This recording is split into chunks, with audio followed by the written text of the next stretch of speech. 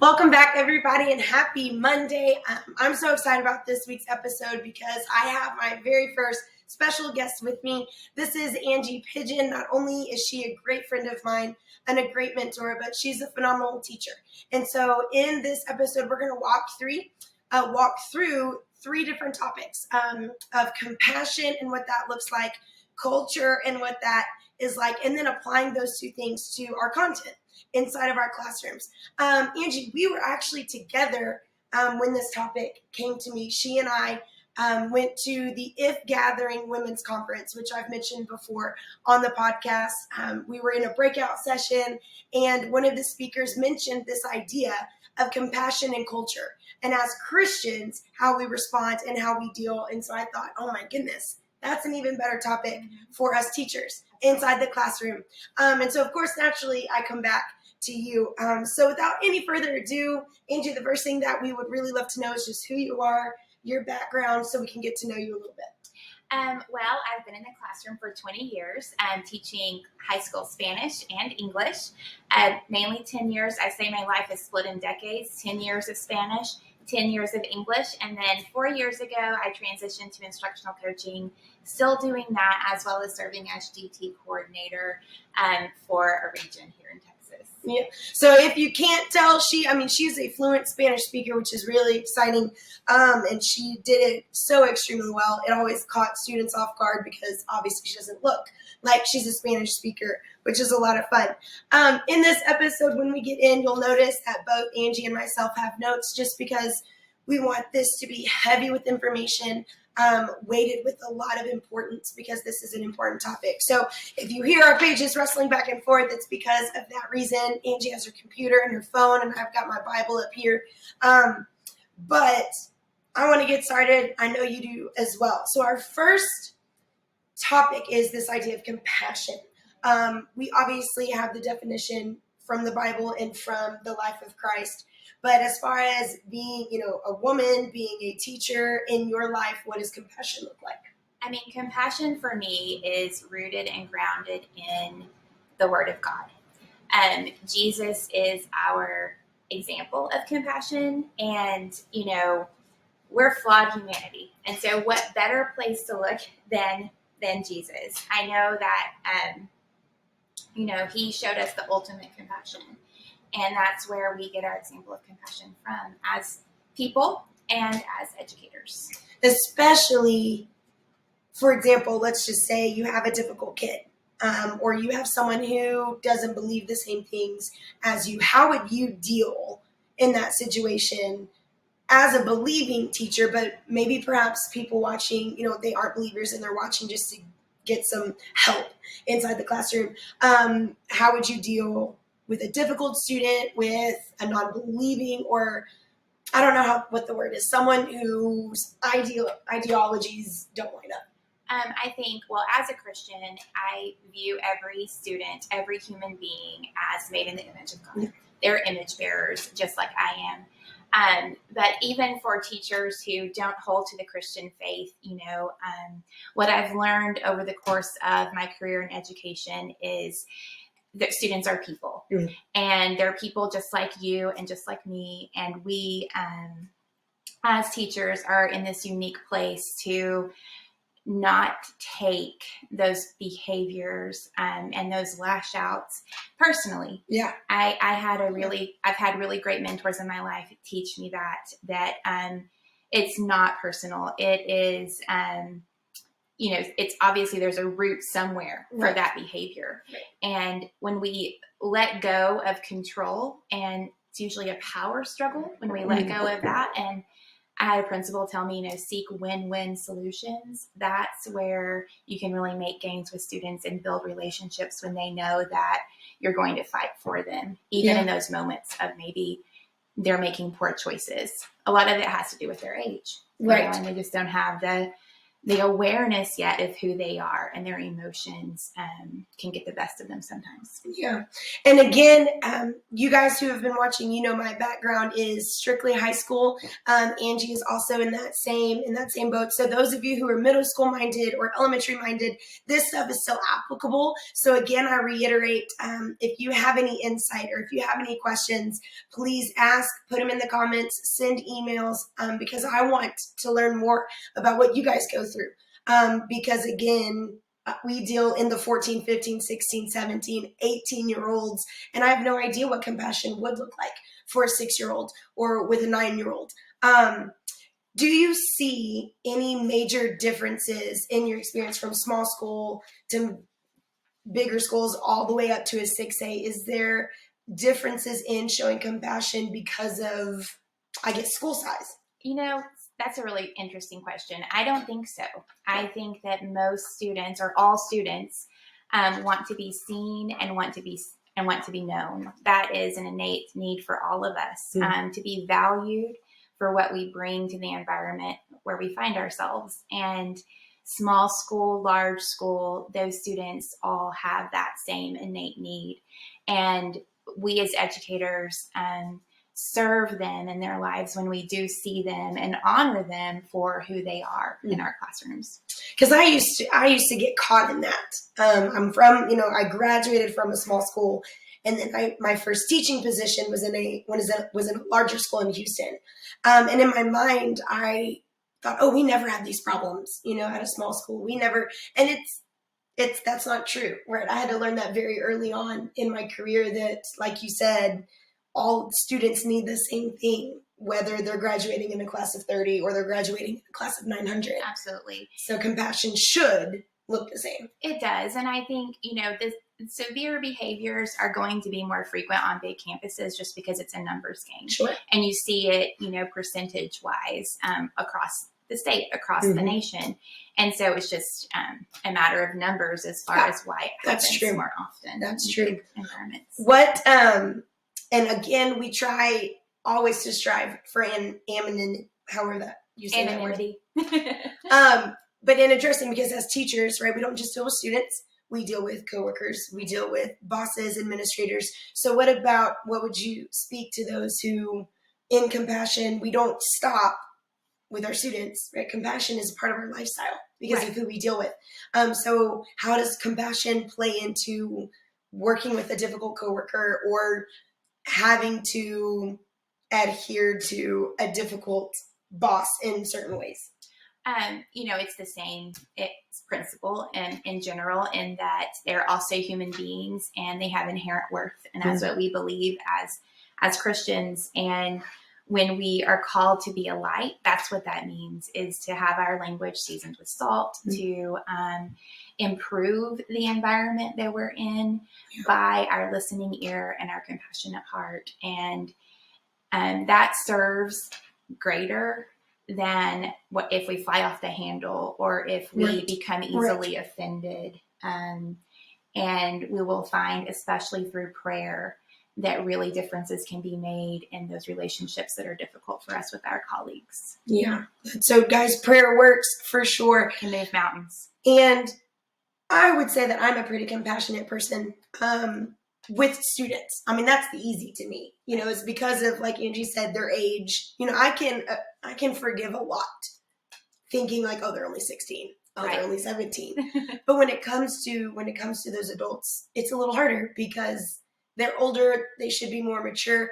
And a coworker that I currently work with is showing me a great deal about compassion in the sense of still being strong. A lot of times we get caught up thinking compassion looks like weakness, like, oh, I'll just bow out, or, oh, I'll let you win, so to speak. And my friend is really showing me that, no, I can still, walk alongside you and show you compassion and be patient, being strong.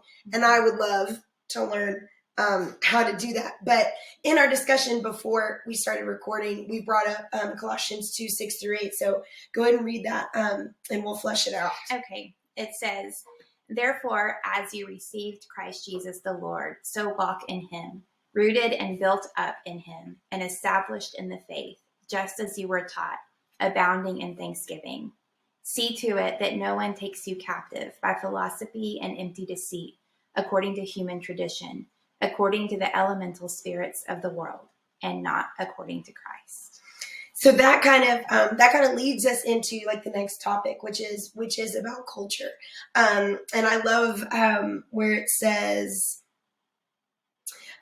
see to it that no one takes you captive by philosophy. And so that really does a great job of catapulting us into this culture talk. And I sent Angie kind of just two topics that are hot off the press, so to speak. Obviously, we deal with a lot more culture topics than these two. But for example, we have critical race theory, which is a huge issue, not only in Texas where we are currently at, but also throughout all states. And so I'd like Angie to address that. And then more recently, I would say, is Florida's 1557 bill. I don't like to call it the Don't Say Gay bill because in the bill itself, if you've read it, it says nothing about saying gay or homosexual or anything like that. So with these two culture hot off the press ticket items, so to speak, how can we take that compassion,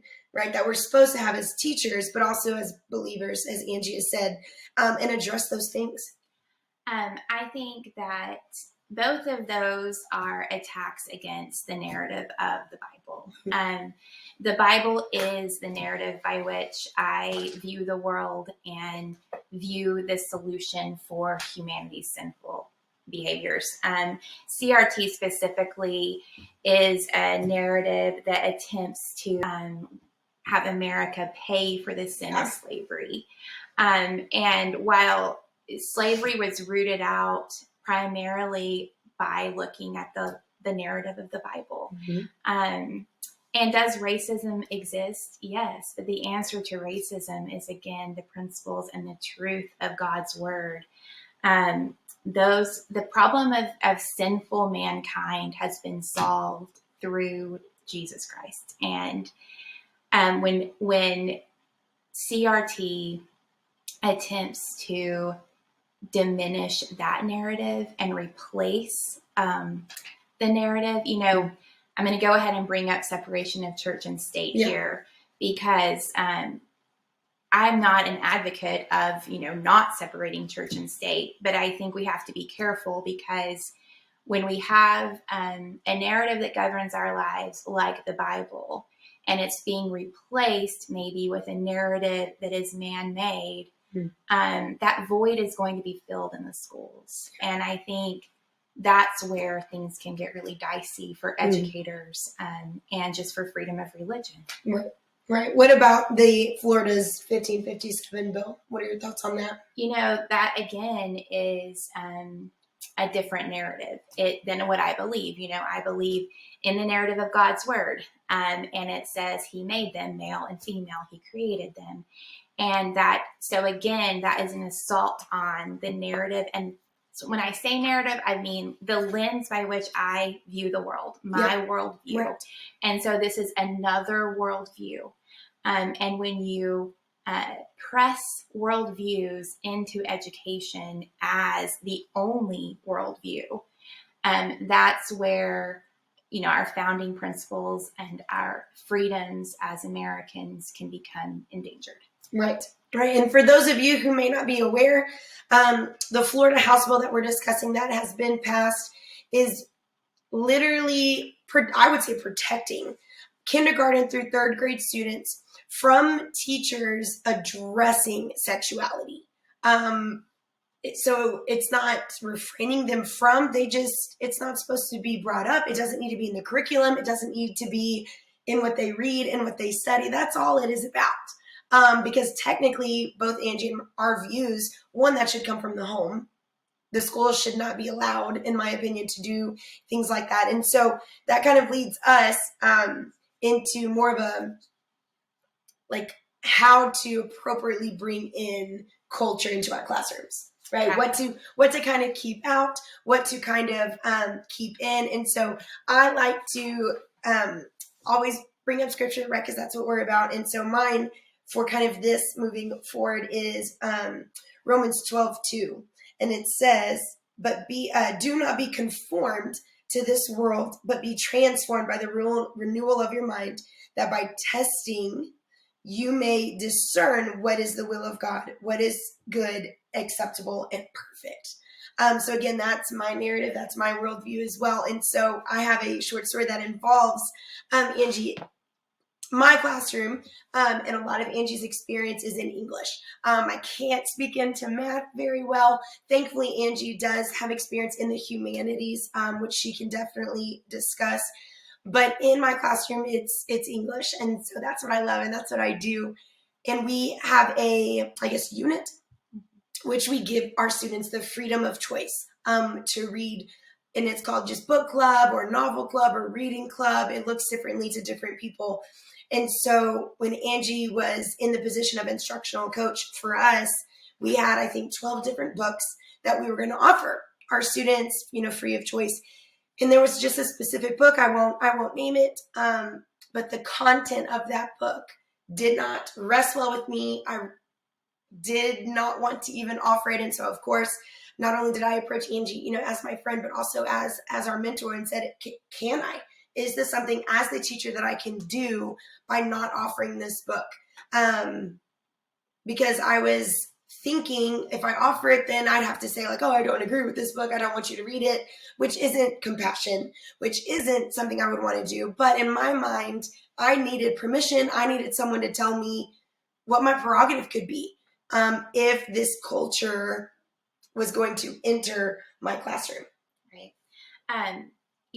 We want, as educators, we want students to learn, especially high school educators, right, about all cultures, and that we want them to learn in our classrooms and to grow in our classrooms. And I think when content like that is out of bounds of our own personal beliefs, that's where we have to look at it on a case-by-case basis. And the whole goal of this podcast is to keep good teachers in the classroom. Mm-hmm. And many of those good teachers they're serving are going to be Christian educators out there. Yeah.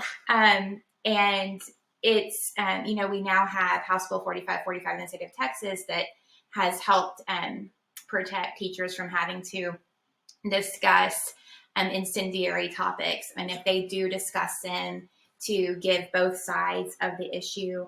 But I think looking at it on a case-by-case basis, and then rather than focusing on ideology, I feel like a lot of times through passion projects or through book club projects, students sometimes want to explore ideology. And that's not really the goals of our classroom. Our classroom standards are laid out such that they are continually gaining skills in critical thinking and analysis and research, and then reading increasingly complex texts. And I think when you turn the lens to the academic goals rather than ideological differences in content, then you're going to rein the students back into where they should be focusing on, and forcing them to, okay, is this going to help me grow academically? Is this book a complex text, and that's the reason why I'm wanting to read it. Yeah. The classics are a classic for a reason. Mm-hmm. I'm not going to say that there aren't modern day classics, because they are, and there are modern day classics by all different authors from all different backgrounds. But really looking at that word, that literature, and the author's use of words can really help us discern whether or not that book is going to help a child grow. I'm thinking mainly of reading, English skills, but that's where our focus should be. And when we focus on ideological differences, that's where we can have those conflicts that maybe we don't even need to have. That's so true. And I've never, I'm even learning something. I've never thought of it that way, because a lot of times we want to make learning so relevant, and the kids care about the ideology. They care, that's the fun stuff. And that's what's going to get, their motor running. Yeah. I want to say something about, the free exchange of ideas and free thinking. I mean, that has its place, especially in the high school classroom. But ultimately, our goal is not so that students learn what they believe in our classrooms. It's that they learn how to think through the many ways of believing, or the many appropriately, kindly, compassionately. Right. And, I had a colleague that we share in common one time addressing a parent who was concerned about a piece of literature we were reading. And, she said that she looks for redemptive stories. And that always stuck with me because the trace of God is in every culture and in every culture's literature. When you see stories about overcoming evil with good, that is a trace of God, and that's a redemptive story. And I think also keeping that in mind when you're choosing books to offer in a book club, that is also a good parameter. That's so true. What about, if you can speak into science or if you can speak into math, please do. But outside of English, for a lot of people who watch, maybe that doesn't make any sense to them, choosing novels or things like that. And honestly, I really don't know either. I don't know how our math teachers incorporate culture, into what they do. Science, I'm sure, has had their ups and downs, with incorporating culture, probably with, the environment like or the biological sex of a person, back and forth. Do you have any experience that you can share with how to properly incorporate that culture without bringing up ideology and sticking to the academic skills? Right. I think, of course, that ideology is definitely the hook that draws high school students in. I'm just going to say, I think in elementary ages, that's where students are really gaining those foundational insights in order to process the information and the analysis and the synthesis and all of the higher order thinking skills that are required of them at that higher academic level. But, in science and in math, I think we should look to it as the same, that the content that's provided to them is in order to increase their academic skills, not necessarily to sway them one way or another ideologically. Just because it is a fundamental American right to have our religious freedom. And like I said before, replacing that narrative with something that's with something that is deemed an absolute truth. Right. That may not be. And that's another whole podcast probably. Absolutely. Like, what is truth? Let me write that down. No. It's so good. So, and this is a quick kind of plug just based on, the idea that Angie brought up. And because our focus is a little bit more high school, I would plead and implore, my elementary and middle school teachers, because a trend that I'm seeing at our level. And this is maybe why when you bring up, our job isn't to discuss ideologies in the high school. And it's sad, but it's the reason I think lately I have been is because my students, our students don't know. They don't know what they believe. Maybe they've never heard some of these things before. Gun control or abortion, the things that we used to think were hot topics that you avoided in school. Our kids have no idea, what they believe in. So very quickly, I would just say and encourage, elementary and maybe not middle school. Maybe by then it should be solved. I'm not sure. But encourage your students to really have that done by the time they get to us. I think a lot of it is, I think you're talking about when they come to us and what kind of background knowledge they come to. Absolutely. Yeah. And where they're gaining that background knowledge. And it's going to be through story. It's going to be through their learning experiences their teacher gives them. And those need to be as foundational as possible. With reading, we deal in words. And so in words, there's ideology. You can't separate the two. And that's where you have to look for those stories about redemptive behaviors and stories that affirm the good in this world. So again, just bringing it all around is, we have to have compassion in our jobs and in what we do when addressing our students, when addressing our coworkers and our bosses. And I didn't even bring up parents. Holy moly. That's another way that we've got to show compassion, because there's not a lot in this world. that reflects that. And so as believers, as teachers, as the good ones that want to stay in this profession, that is what's going to keep us going, right? Is being able to show that compassion. And then we, kind of discuss culture, and there's no stopping the culture train. I was encouraged when I became a new mom, and I've shared this with Angie many times. We took a baby dedication class. We were going to dedicate, our son in the church we were currently in, and we, were taking a class. And the leader of that class, posed a question to all of us parents, and she said, what are you scared most of? As a parent about, of newborns, of super young ones, what are you scared about? And so throughout the room, we all shared, I'm scared of this, I'm scared of this. And after that, in the most kind way that she knew how, she looked at all of us, made us feel kind of silly, but she said, none of that's new. None of that. God has seen all of it. Everything that you've said wasn't as bad as Sodom and Gomorrah, wasn't as bad, as the Egyptian people, throughout history. And so encouraging, yes, but at the same time, didn't really help me as a parent. I was like, well, I'm so scared of that. But as teachers, we've got to think that so many times, a lot of us are like, oh, these kids are terrible. Oh, I can't believe. But none of it's really new. The disrespect isn't really new. The laziness isn't really new. And so compassion and that culture have to mesh. And you can't have one really without the other. And then Angie gave us some really great stuff about how to take those two things into our classrooms with the content that we select.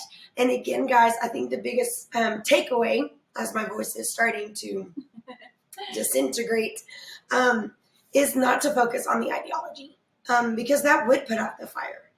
If we're constantly trying to change their minds and constantly trying to win them over, because as believers, that is our job, but it will douse the fire, I think. And instead focusing on those academic skills, focusing on making them lifelong learners, making them productive citizens, really has nothing to do with ideology. Right. That has everything to do with the content that we teach and that we bring into our classrooms. So Angie, I want to thank you for everything that you shared. Is there anything that you just want to leave with? No, I'm looking back over my notes here, and I just think, you say it so well when you say that we're called to share our light. And I think that we are, like you said, it's not anything surprising to God that we're facing these challenges, and these challenges could be gone in an instant if he so deemed, but he doesn't. And so we're in this battle. We